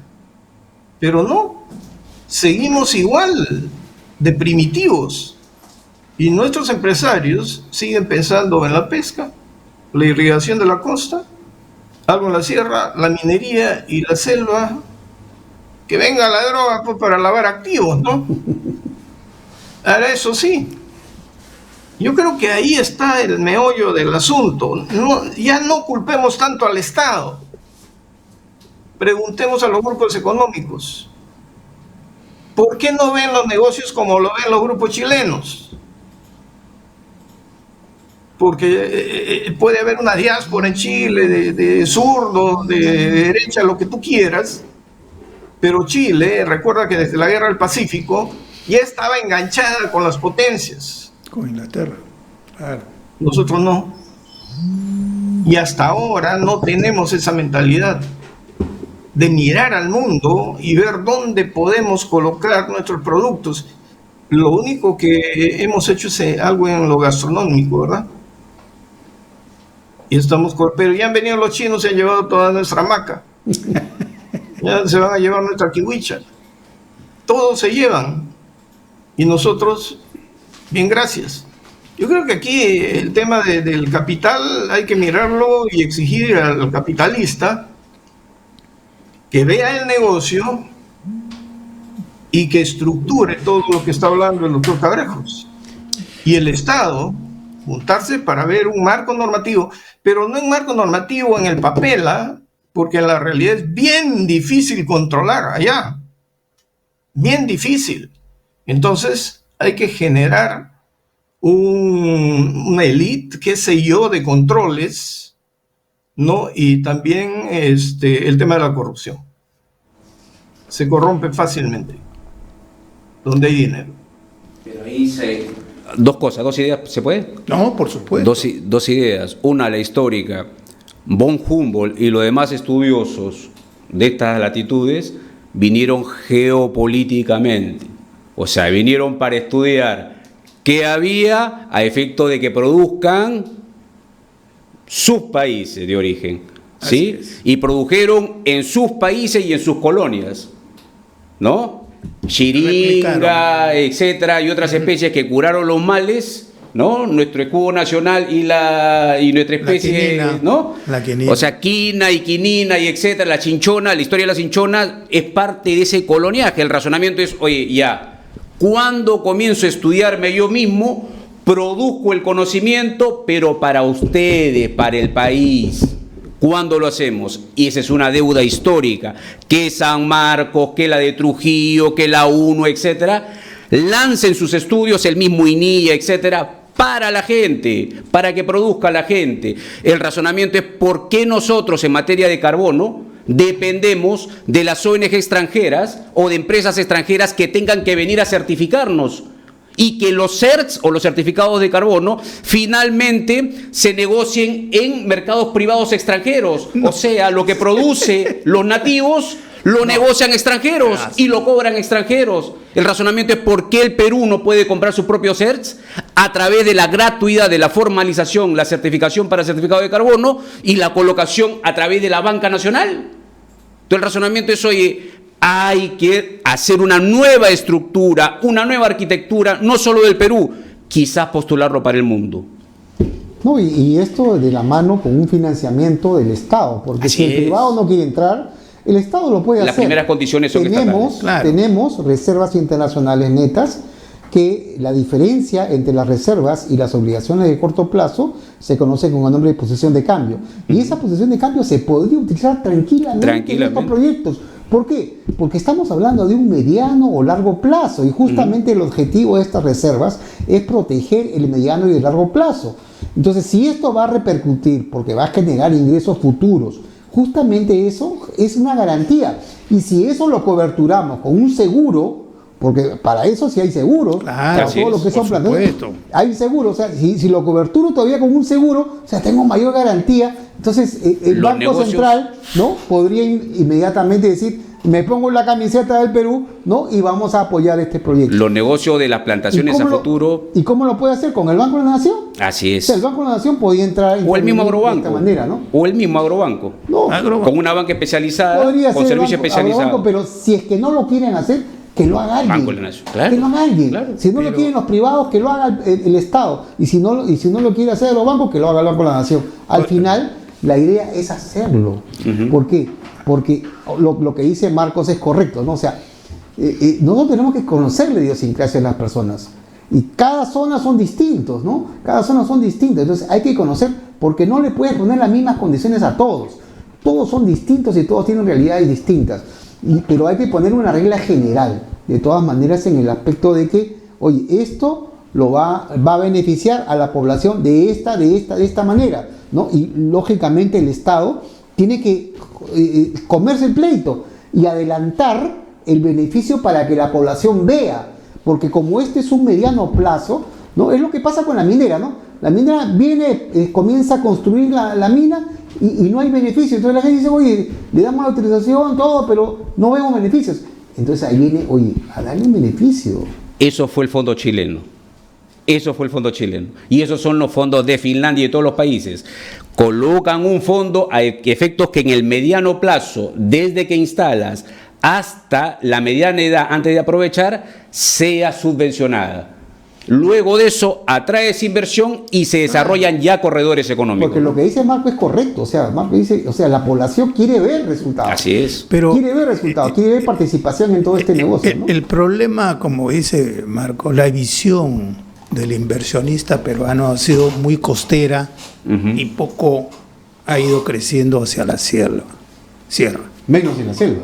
No, la selva nunca ha estado. El mejor ejemplo es el ferrocarril central. Rompimos el macizo andino, llegamos al otro lado y no se ha hecho 1 kilómetro más para llegar a la CG Selva. El problema es comunicación en la selva. Exactamente. Sí, cierto, Entonces, cierto. todo esto Es un tema pendiente. pendiente, pero tenemos la plata, pero no tenemos el marco legal. Los congresistas de esas zonas, ¿en qué andan? Ese es un compromiso de ellos, ¿En debería qué ser un andan? compromiso de ellos. ¿En qué andan? Entonces, cuando yo digo, tenemos que vender bien al Perú, es que nosotros los peruanos nos tenemos que preocupar.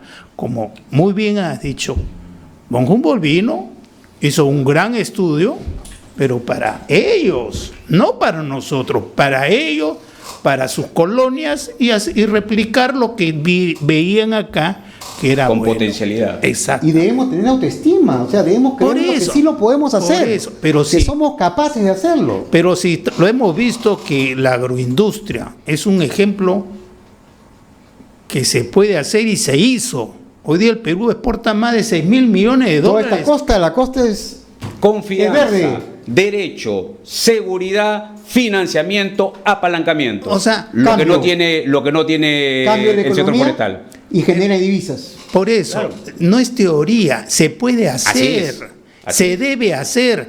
Queremos hacer patria, queremos un Perú digno para la juventud, para los milenios. Sabemos que 200.000 o 300.000 personas terminan el colegio. ¿A dónde van? A hacer Generación de mercachifles. empleo, ahorita está Por eso, la generación de empleo. todo eso. A la coca. A la coca. Hoy día a la coca. Que es la que da los ingresos a los colaterales de la coca son inmensos. A mochileros, a Todo. sembrar, a tumbar monte. Entonces, se puede hacer, se debe hacer. Cambiemos el futuro del país. Así es. Por eso, Es un compromiso que debemos pero tener el todos. Congreso tiene que también intervenir en esto, los congresistas de esa zona que conocen sus zonas. Ahora, la descentralización. Tenemos pues a los señores presidentes de regiones, casi todos con procesos penales. Virreyes. Y los alcaldes, ni qué decir, son caciques. Entonces, tenemos que cambiar, no la Constitución, son el marco legal. Y estos congresistas que van una vez al mes a sus lugares de origen, tienen que preocuparse para desarrollar sus zonas, para que su población gane, se eduque con estas inversiones, pero no lo hacen, no lo quieren hacer, o mejor el negocio de la coca. O solo atiendo a 2 o 3 personas en Palacio de Gobierno, como se ha dicho, en materia de delegación de facultades para el sector forestal. 2 o 3 personas conversando ahí y no la gente que debe conversar. Por eso, entonces, esta es una llamada de atención y gracias por haber venido, mi querido doctor Cabrejos, porque abres una puerta muy interesante de un sector totalmente olvidado, totalmente, no solamente olvidado, sino replegado, marginado totalmente, que podría generar cientos de miles de trabajos. ¿Por qué no se hace? ¿Por qué esa desidia? ¿Por qué el señor presidente está hablando ahora de una nueva reforma agraria? Con ley forestal, lo que demanda ley forestal. No reforma, desarrollo. Desarrollo agrario. Cambiar el chip. Pero el chip, no, desarrollo es crecimiento. No, la Amazonía tiene que tener visión forestal, no agraria. No agraria. Si tú le dices desarrollo agraria a Tornavista, todo lo hacen chacra. Por eso, Marco Puerto Inca, todo lo hacen chacra. Nos los ha explicado cientos de veces que la selva no es para agricultura. Así es. Pero negocios forestales. Negocio de reforestación. Así es. Ese es el negocio, esa es la visión. Te dejo. Muchas gracias, doctor, Fernando, por haber estado con nosotros esta noche. Marcos, tus últimas palabras, tú que eres de la zona. Bueno, yo soy del Perú, ¿eh? Sí. Me he preocupado por conocer la sierra y la costa que no conocía y creo que la he entendido perfectamente. No te olvides que he viajado pueblo por pueblo más que Belaún. Entonces, aquí sí, yo sé que a ti te encanta. Es que cuando hablamos de capital bien encaminado, esto produce desarrollo y tecnología, buena educación y buena salud. Pero que no nos vengan a que va a gobernar el Partido Comunista, Marxista, Leninista, Mariateísta, porque eso significa el empobrecimiento general. ¿Para qué? Para que una cúpula domine. No, de lo que se trata es de manejar bien el capital como hizo Deng Xiaoping, ¿no? Digo, yo sin capital, ¿qué hago?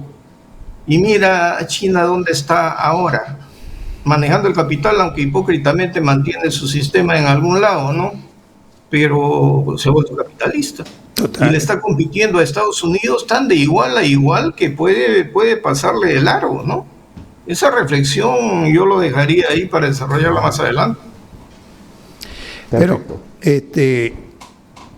como queríamos terminar el programa, primero al doctor Cabrejos agradecerle esta visita y esta visión que nos abre los ojos de una riqueza no explotada, no encaminada por la desidia también de los mismos congresistas y de los mismos partidos.